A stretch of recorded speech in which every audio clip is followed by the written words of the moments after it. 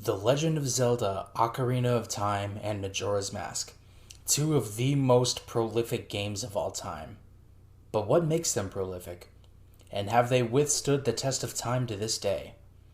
I may not have all the answers, but I'm open to talking about the questions at hand. Join us now as we talk about the N64 Zelda experience on the newest episode of Pause and Effect. Hope you enjoy.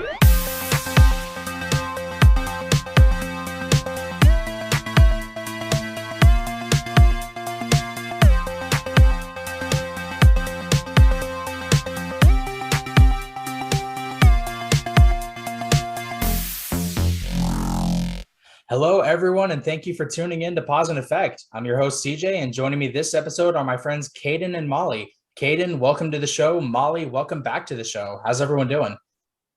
I'm doing great here, CJ. Hope you're doing well. Yeah, I'm doing well. Molly, how about you? Doing pretty good, bouncing back from the flu. Oh, yeah, I'm glad you're Gonna feeling try and better. I'm gonna keep the sniffles down to a minimum, hopefully. Okay, you should be fine. You should be fine. Now, this episode's subject is the N64 Zelda experience, and we're taking a look back at Ocarina of Time and Majora's Mask, the two Zelda games for the Nintendo 64 console. If there's anything to be said about the other games in the series in comparison to these, then feel free to bring them up. And speaking of which, I have to ask, what's your experience with the Zelda series? How many of the games have you played, and which is your favorite if neither Ocarina of Time nor Majora's Mask are your favorites? I'll go first. I have played almost all of them.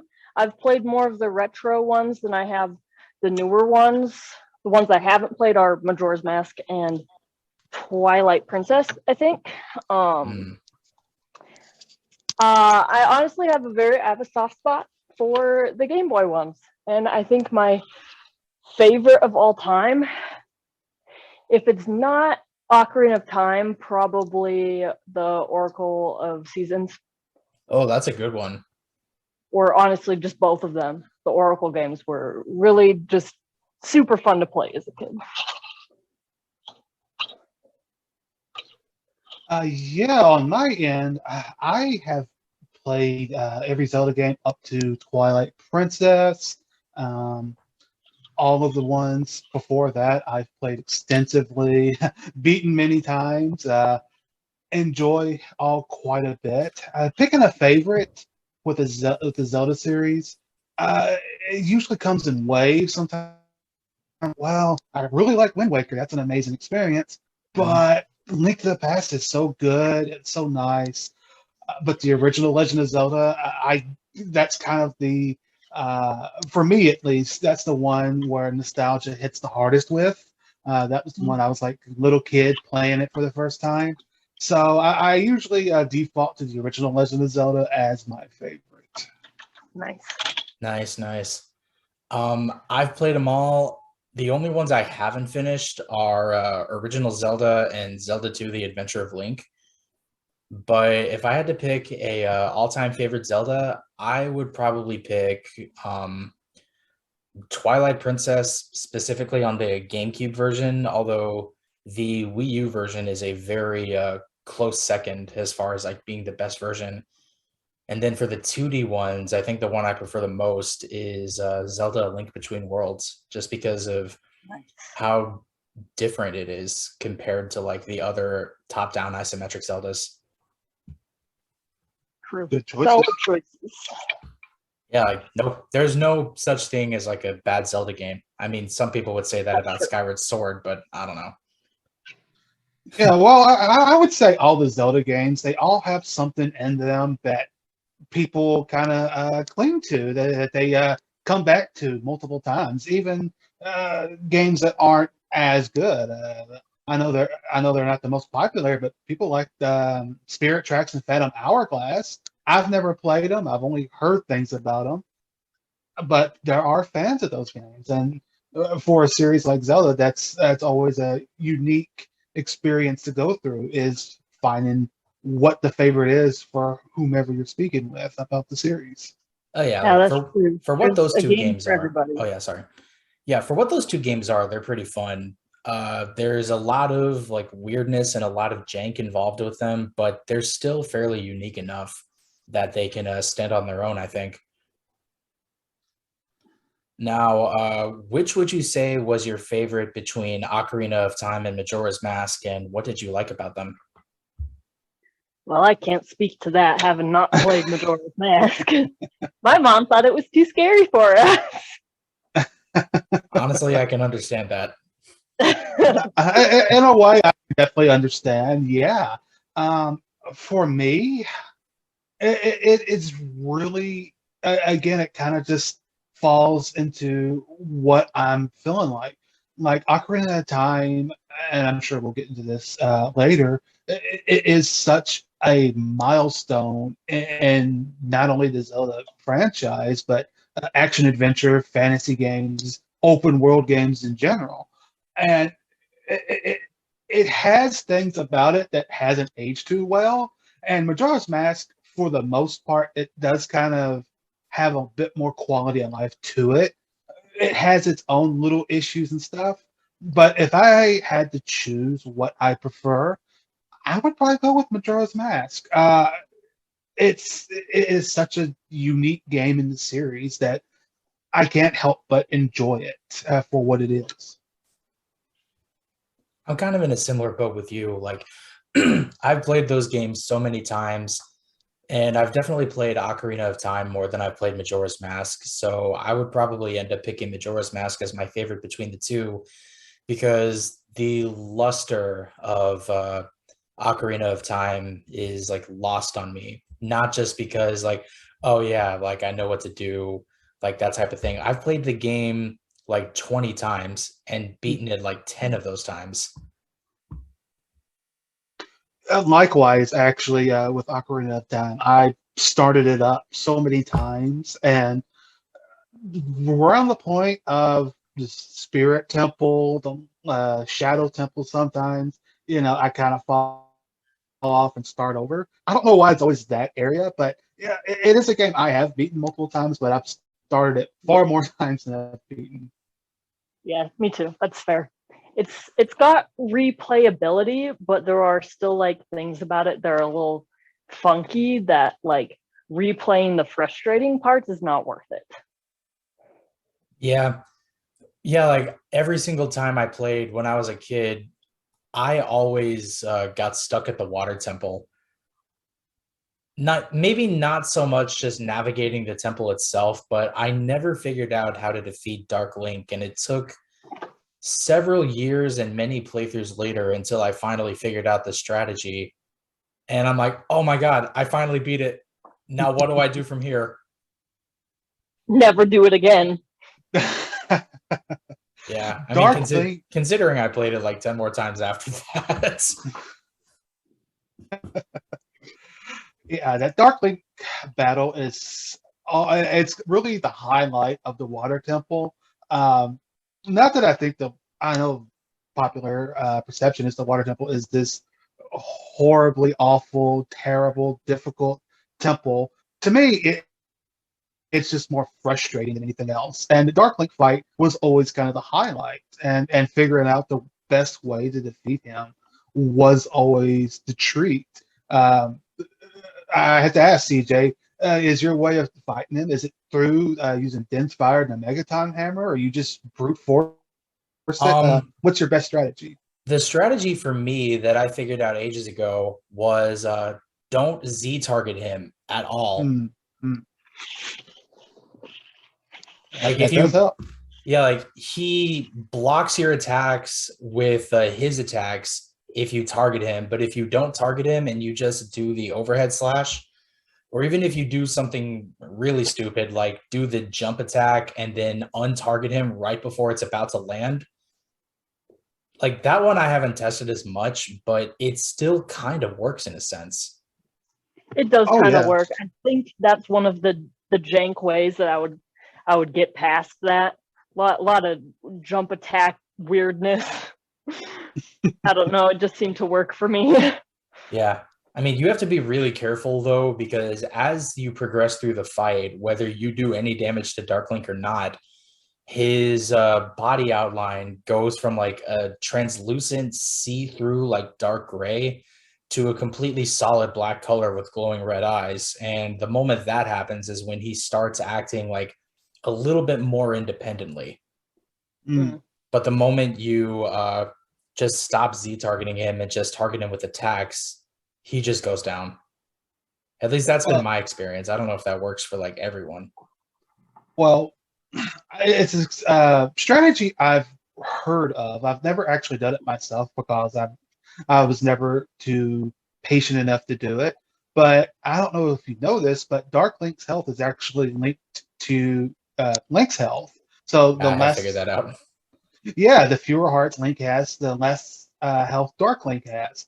And I know for a lot of speed runners, they try to collect as few heart containers as possible until Yeah, the that 3 hard run. Until Yeah. yeah, that makes sense. Yeah, just something I never knew until years later, though.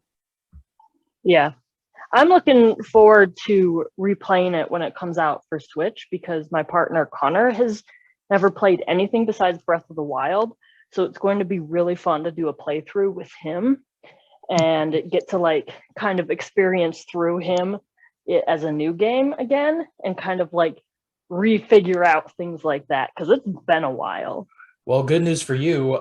It and Majora's Mask are already available on Nintendo Switch Online's N64 expansion. Holy shit, they are? Yeah. Oh damn. So if you do already subscribe to Switch Online and you like try to pony Yeah. up the money for the expansion pass, it costs like extra money. I believe it's like $50 a year for a single person plan or 80 for a family plan. Something like that. But if that's something you're looking to do, then like, yeah, I suggest jumping on that. Yeah, I'm definitely gonna do that. That's dope. Nice. Okay, between either game, do you have a favorite moment? Moment.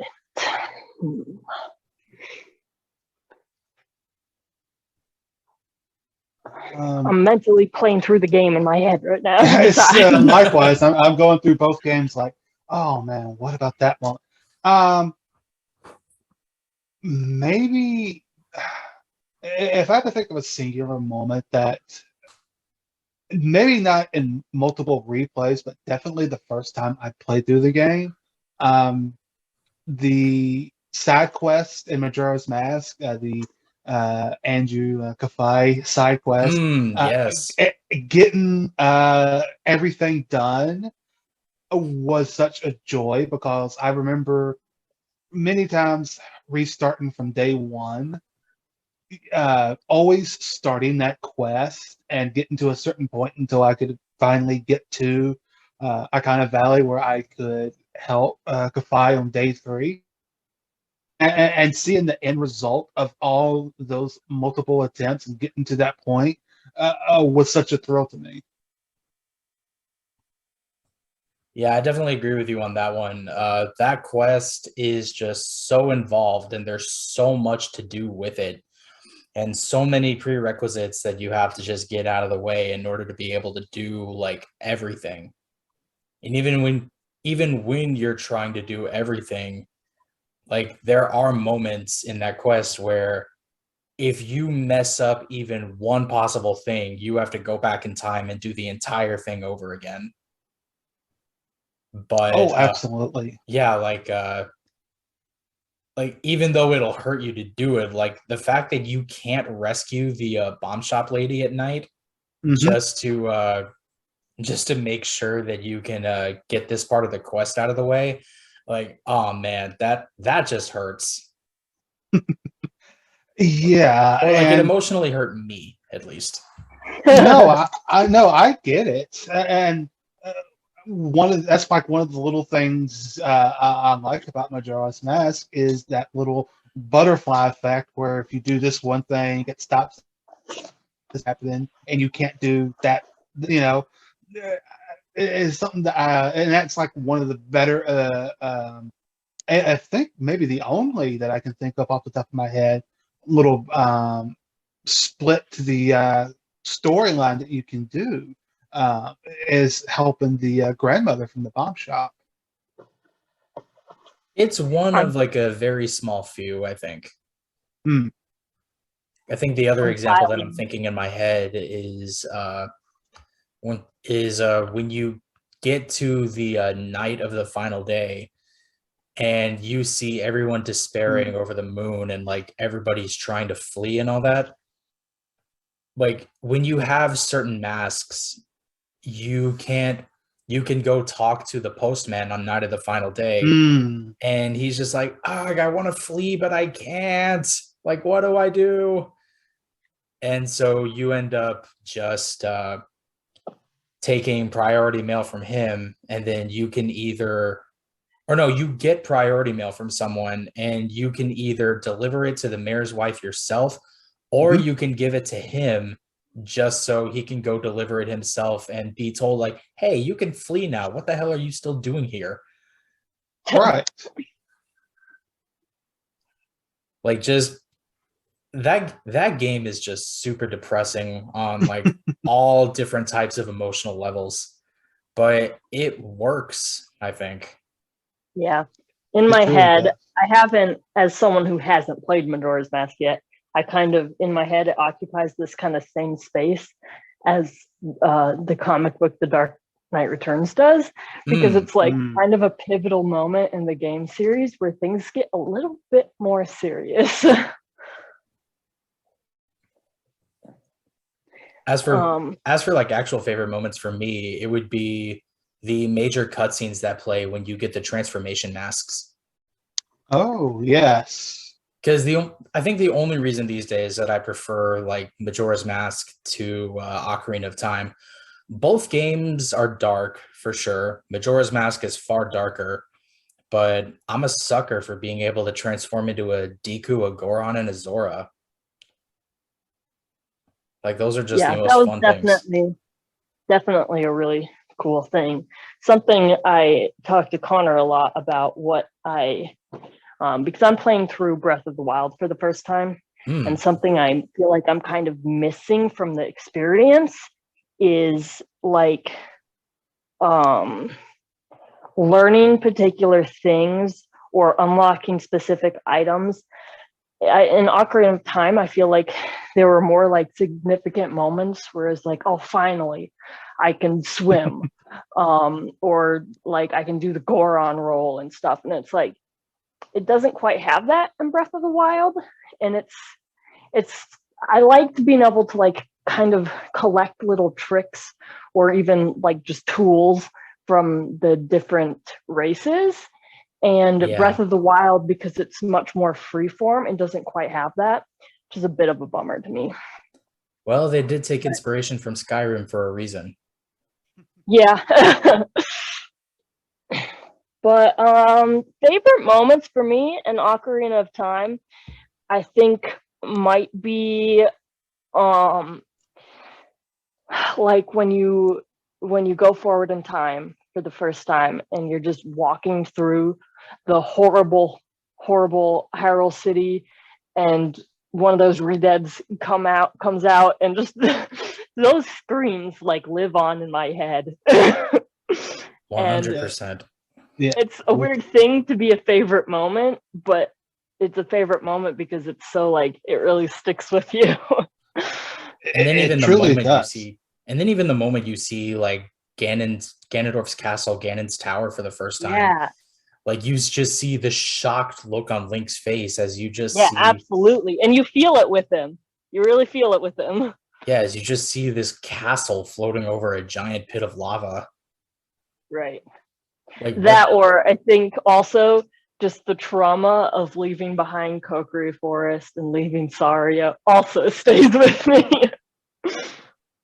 Yeah. Although I will say, the thing that I watch constantly because of how freaking funny it is something about Ocarina of Time by Terminal Montage on YouTube.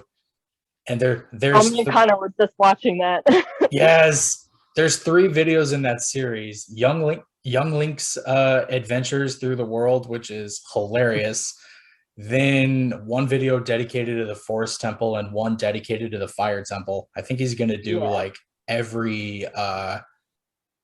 like every temple and even the finale as like one video each.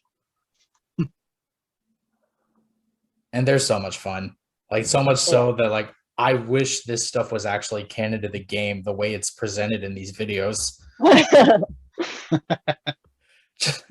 Just I like love it when fans make content that is just so delightful. It's like, damn, you should work on the next game. Seriously. just young Link getting to Goron City and all the Gorons are like laying around because they're starving, and Link just goes, "Why don't you eat the boulder?" And they all just freak out and start eating the boulder.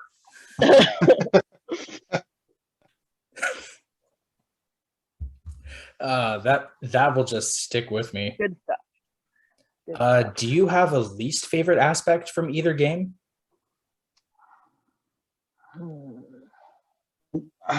Least favorite for Ocarina of Time, something that was fixed for Majora's Mask, but when you go back to Ocarina of Time, is kind of the like how sluggish a lot of things feel. The text is very slow. You get all these hints and points to where to go from the owl, from Navi. And it's something that you pick up on through multiple replays. In your first replay, you probably think about it, but right after multiple replays, you kind of get a little irritated by just how this like the forced tutorial stuff, like we go through the owl tree. especially. Me and Connor were just watching a video, and it was just kind of making fun of like just like holding down the button, like, please stop talking, I get it already. Yeah, and the way, I don't know if it was an intentional design by the developers, but how sometimes when you're trying to scroll through the owl's text and skipping through it, you can accidentally press the button to make him repeat himself like multiple times. And they switch which one is yes and no. Yeah, I hate that too. Did they really? I don't remember that. There's one or two places where like repeated again is like the top one, and a few places it's the bottom one. Yeah, especially the first time you meet the owl when he's like trying to tell you all the stuff. Yes. And it's like, did you get all that? No. Yes. Yeah.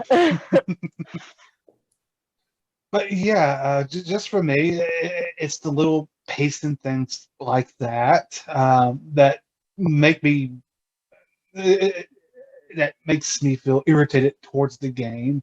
But it is also a game that's 20 plus years old now, and was the first of, well, I wouldn't say the first of its kind, but definitely one of the first in that genre. So in that game series, it was the first of its kind. Right. And a lot of the tropes we associated wasn't quite established yet. So I can forgive it, but I look at it crossways sometimes because right. Yeah. I can forgive them, but I don't have to like it. Right. Yeah. The one thing that irritated me the most about Ocarina of Time was like how in order to switch between tunics and switch between boots, you constantly had to swap back and forth like every possible passing second between like the in-game and then the equip screen on the pause menu, which that was rectified later on in Wind Waker, and rectified further still by making both the iron boots and the hover boots equip items, or like X button, Y button items with the 3DS remake of Ocarina of Time, which served to be a little better, but going back and playing the original one and constantly having to do that over and over again. Yeah, absolutely. The playability on 3DS is already like just leaps and bounds above the original. But I feel like I don't know. I feel like Breath of the Wild still has a little bit of that kind of clunky problem with having to switch stuff around. The hotkeys work a little better, but like as far as like re-equipping actual like armor and stuff, it can still just sort of be like, oh my god, this again. Yeah. And it's crazy with Breath of the Wild too, because compared to how many like transformation masks you get in Majora's Mask, or how many tunics and boots you get in Ocarina of Time, you get so much in like Breath of the Wild. It's so much. Yeah. Just having to just like, oh hey, if you want to change up your look for this inevitable thing that you have to go through, whether it's like like dressing up like a woman to sneak into Gerudo Town, or having to switch up your outfit because it's either freakishly hot or absurdly cold, or even having to like put on an outfit to climb better, Right. or It's just it's you definitely want a to, lot of equipment. yeah, like, or you just want to be a ninja. Yeah, like honestly, I wish that in Breath of the Wild, or even honestly in Ocarina of Time, there was kind of like a skin effect where you can kind of like in Terraria, like you can wear your armor for what purpose you want, but then you can wear something on top of it for the aesthetic. Because I really love that glow in the dark outfit, man. They I did just want to something wear it all similar, the kind of. time. They did something similar to that kind of in Hyrule Warriors Age of Calamity, because you could get all of the outfits except for the stuff that you got through amiibo support for Breath of the Wild, but for Link, but there's no innate bonuses to wearing them. It's all just cosmetic. Oh, yeah. Oh wow. Which I like that a little better, like within the confines of Hyrule Warriors. Breath of the Wild, if it was all just cosmetic, I think I might have been actually mad. But Right. Well, but that's that's its own why thing. that's why I'm mad about like the glow in the dark outfit, because it is just cosmetic. It doesn't really do anything for you. Yeah. It just looks rad as hell, and it's like neat, but I want to wear it all the time and not die. So Yeah, fair enough. Okay. What are your thoughts on the 3DS remakes of Ocarina of Time and Majora's Mask? Do you think they're better or worse than the originals, and why do you feel that way? I think that as far as the Ocarina of Time goes, it is improved mechanic wise. But it also loses a little bit of its charm, I guess. But I have played the 3DS version far more than the original version. Probably just because of accessibility. It's like right there in your hands. I don't have an N64 anymore. But I think that there are like mechanical aspects of how the game is played that translated into 3DS like a lot better. Fair enough. Caden, what about you? Um, I have only watched streamers and whatnot play the 3DS versions of both, but from what I've seen, yeah, I agree with what Molly said. For Ocarina of Time, it seems like a much better experience. A lot of those little pacing issues are no longer there. The Ocarina of Time version looks astounding, if I may say so myself. Majora's Mask, I feel like there's a couple of little things here and there, from what I've seen, of course, that I wish they didn't remove, like ice arrows and being able to use them pretty much anywhere in the original and the 3DS remake. It's like only in very specific spots you can use it. There are other things that Majora's Mask did add that was very helpful. I believe not the the Deku Palace I think was a lot easier in the 3DS version, and it was honestly a pain in the ass in the original. But yeah, I think as far as accessibility, as far as what they do, I think they're more than worthy remakes to have. They improve a lot on both games, and it's always nice to have those there. But again, as Molly said, that the charm of the originals is kind of lost in the transition over. But I do see the merit in them. Right. And I mean, then again, that might also just be nostalgia talking. Also true. Very true, very true. The things I will say is that Ocarina of Time 3DS remake, like it's still very much the same game, just like with a few quality of life changes, like the iron boots and the hover boots, like I said, and even if you go back to Link's house in Kokiri Forest at any time and choose to sleep in the bed, you can either recover health or do dreams where you can like re-challenge the bosses with like limited hearts and limited equipment. Which I'm like, oh, this is awesome. Now I don't have to play the game all the way through again just to be able to beat these guys. Right. Wow. You can do hard mode without having to sit down and trudge through all of the story aspects and stuff. Oh, and that's the other thing. Yeah. They added the Master Quest innate to the 3DS remake. Granted, the thing that I will give it is like standard Master Quest, whether you got that GameCube disc like I did, or you solve it different ways, or you're able to play it different ways. What they did for this one was all of the dungeons are the same as their original Master Quest variations. So like you need to approach them very differently. Although from what I've noticed, like some areas are blocked off, but then like half the water temple you can't even access, which is hilarious. But the world is mirrored and enemies deal double damage too, which I'm like, I don't think that was a necessary change. Yeah, a little bit too much. Mm-hmm. But at the same time, I'm like, okay, that just adds a degree of challenge, however necessary it was, but here we are. Then the Majora's Mask remake, like that's I think where people really get divisive. Either that or they outright hated for a few of the changes that were made. Like Caden, like you said, how they changed up the ice arrows to work. How they changed up Zora Link's swimming and swim speed, and how you actually have to use magic to go fast, which wasn't really for the better. And the bosses play out, except for the second boss Code, all the bosses play out very differently now. Yeah, I'm kind of remembering now because did they add a Majora Eye to all the bosses? They did. I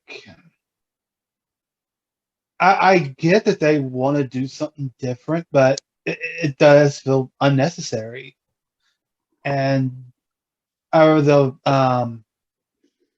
last fight against Twin Mode, I believe it is it? And correct me if I'm wrong here, CJ. In the original, you can still use your sword and shield against them, but in the new ones, you have to do it, barehanded. The Giant's Mask forces you in Majora's Mask 3D now to like literally punch and grapple the second Twin Mode that you fight. And that's wild. If it weren't for the fact that like you feel epic while doing it, it is arguably one of the worst changes to a boss ever made. it really is. Like I get the idea, but in execution, it just seems frustrating. Yeah, it's very frustrating, especially considering like you're on a time limit with the whole game, and right. And that second Twin Mold fight comes in phases, because like first phase, you're literally in the middle of that desert and you have to shoot the first one down using light arrows in order to get the Giant's Mask, because otherwise they give it to you like right before the fight. And then the moment you put it on, the second one shows up. And the biggest problem I have is, especially like what I just said, the time limit with like you have the whole 3 days and 3 nights thing still going on. And if you don't deal a certain amount of damage to the second Twin Mold, his health regenerates. Oh, wow. Like maybe I'm misremembering that a little bit, but I do remember there being like an HP threshold that, or at least a combo meter that you have to like check, because instead of just slashing Twin Mold a number of times in the face, you have to punch him enough so that he weakens, so that you can like grapple him by the head and slam him down like you're a WWE wrestler. That is kind of cool, though. Yeah, like that. If it weren't for the That's fact that that badass. fight sucks, like that would be just a friggin' epic moment. Right. And then those are the major changes. So follow up to the original question, like what are your thoughts on the 3DS remakes? Do you think we're going to get anything new in the way of Ocarina of Time or Majora's Masks in terms of remakes, remasters, spiritual successors, etc.? Or do you think the base game getting re-released time and time again and the 3DS remakes are the end of the line for the two games?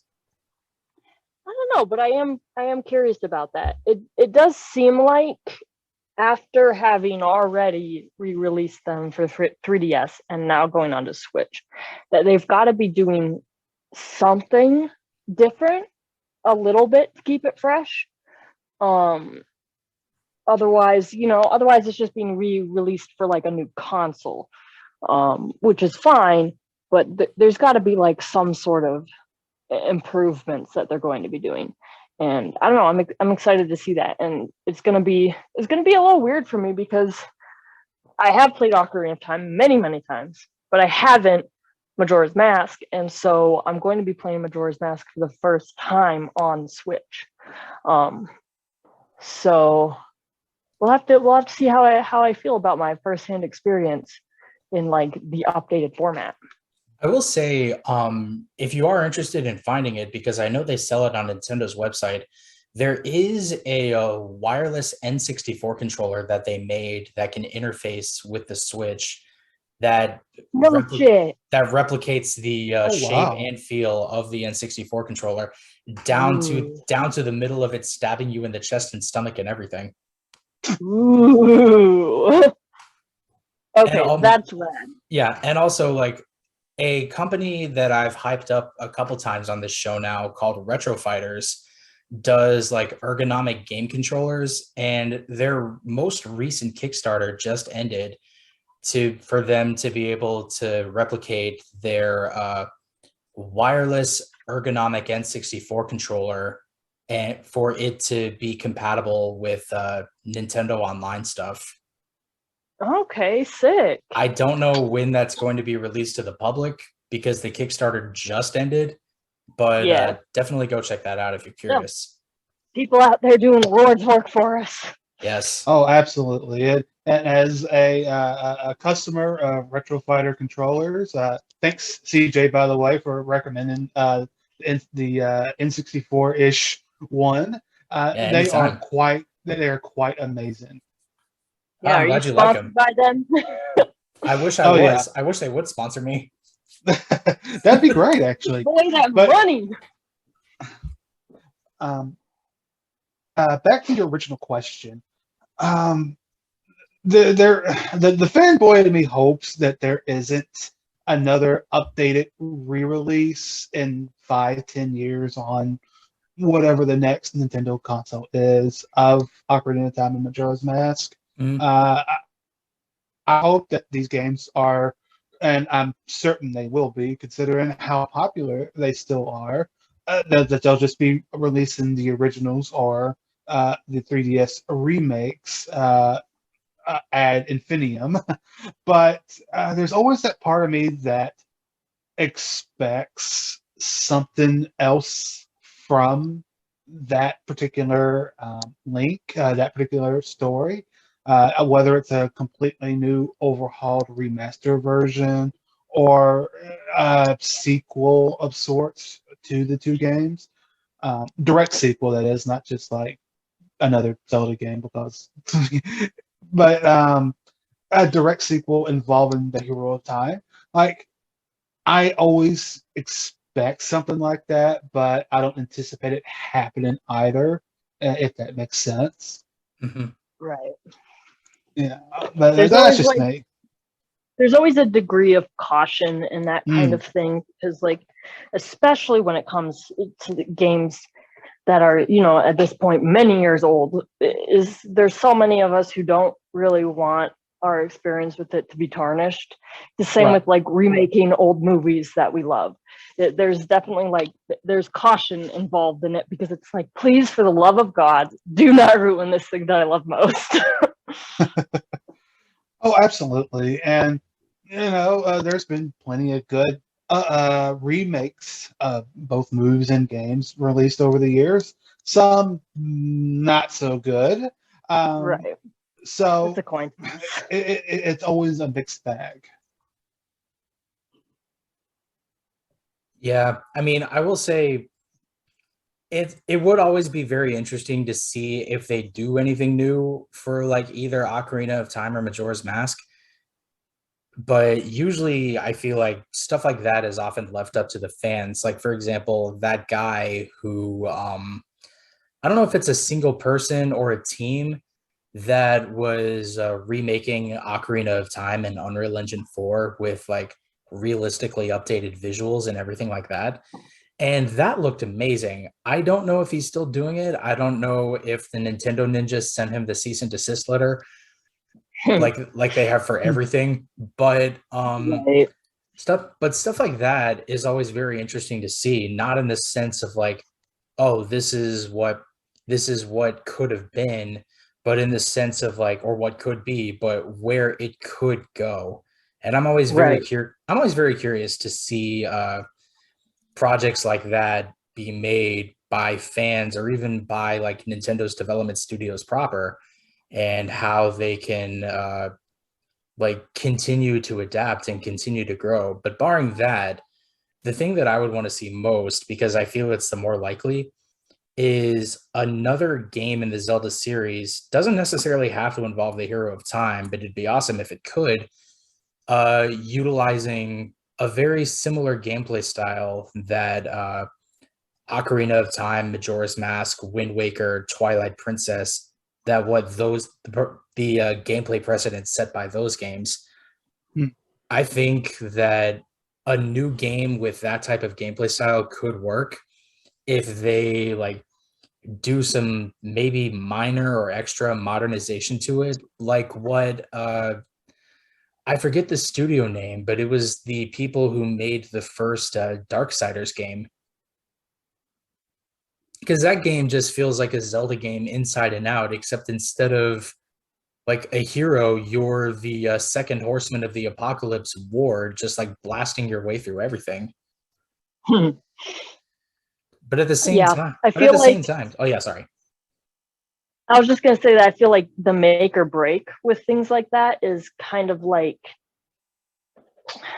who are the passionate people who are behind the project, because fans make some of the most incredible work I've ever seen, even just with like modded games and stuff, because there's so much passion behind it. And it comes up in games like when they revived Fire Emblem, that is like an official licensed game, that there was so much passion and so much like pure power put into it. But if you give this game concept to the wrong developers, that's when it all goes south. Right. Yeah. Which is why fan made stuff often is sometimes like the most inspiring video game shit I've seen ever. Which is always kind of it's always a little bit sad when like the fan made things have like more passion in them than the actual officially developed ones. You gotta get the right people on the project. 100% agree. Absolutely. And you never know who might be getting involved, what their passions are. It's always a mixed bag. Yeah. Mhm. All we can do is cross our fingers. Well, I will definitely keep my fingers crossed. Now, these games definitely hold a lot of significance in people's lives, and they're lauded as some of the greatest games of all time. Do you agree with that sentiment, or do you disagree? And why do you feel that way? Oh, absolutely. I am always preaching about there's probably, I don't know, a handful of less than 5 games that I talk about being some of the greatest video games of all time. And I think Ocarina of Time is one of them, without a doubt. I absolutely agree with Molly. Ocarina of Time, in particular, and as I alluded to earlier, it is probably one of the most influential games on an entire genre. Mhm. There wasn't too many games like it in 1998, and a lot of games that came afterward. You could definitely see the DNA of Ocarina of Time in them, even in games like Red Dead Redemption. A lot of little things you can see from evolve from Ocarina of Time, and it is they're both great games. But I think the most important thing is that they've been highly influential, and Right. and obviously going back to them, there is a lot that has been developed since then. But you can see all these ideas. You can see where they come from. And Majora's Mask, it's different in a way because it's not. It's uses a lot of the same assets Ocarina of Time did, but the intricate storytelling, the side quests, a lot of what it set out to do, you do still feel that here and there. As much as I like Majora's Mask, I don't know if I would say that one is as influential, but it's still just as great. Yeah, no, I definitely agree with the both of you. Like these games are some definitely to me some of the greatest of all time. Like I think they changed my life for the better. Like I mean, just me being a kid in 1998 playing like I was 6 years old when Ocarina of Time first came out. Damn. But I look at that and how it's really withstood the test of time these past like 20 something years. I think come next year, Ocarina of Time is going to be on its like 25th. 25th anniversary, I think. Oh yeah, 25. Yeah. And then Majora's Mask, like that's even more impressive with the game that they created, considering they had a year to make it. Right. Yeah, just over a year and a half to make it. Yeah, like because they were originally developing something else first, so it's like a direct sequel to Ocarina of Time that I think was called Ura Zelda. And the team told Miyamoto, like, yeah, we really don't want to make this. We'd rather like make something else with Zelda that's like can stand on its own but isn't constrained by a sequel. And Miyamoto was just like, all right, I'll give you guys a year to do it. And they did the damn Sometimes thing. that's how the best work happens. Yeah, I mean, barring the fact that they reused assets, which was a really smart thing for them to do on their part. Oh, certainly. Yeah, they like it saved them a lot of time, and all they had to focus on was like creating whatever new enemies they needed, upgrading whatever like textures needed to be upgraded, creating new areas.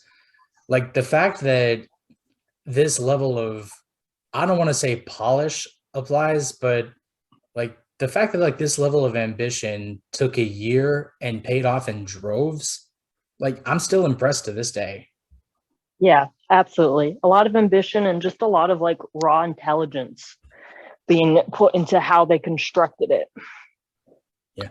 And the other thing that I will give the game's credit is were it not for the fact that I was like so wholly invested in like Zelda thanks to these games and like trying to just like find all sorts of information about the other games, I don't think the three of us would have ever like met each other in like random That's online true. communities and stayed friends like all this time to this day. That is very, very true. Very, very accurate.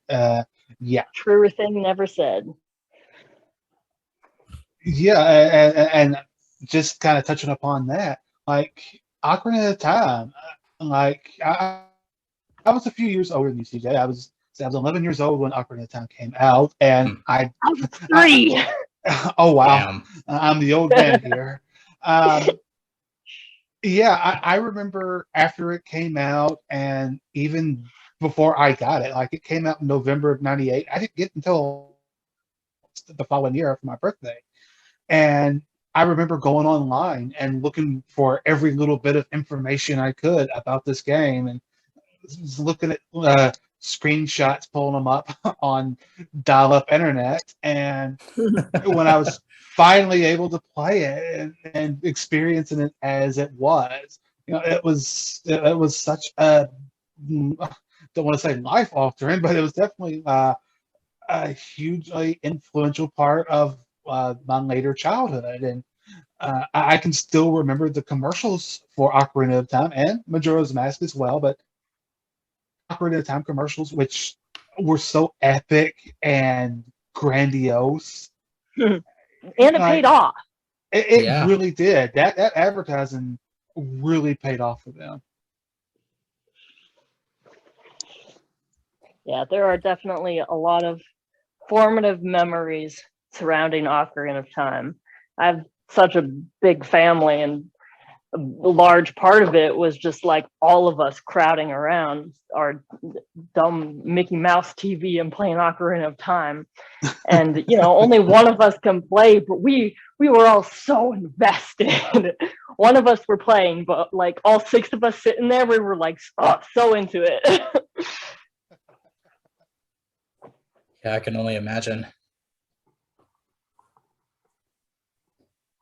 Yeah, I think that's really the real power of it.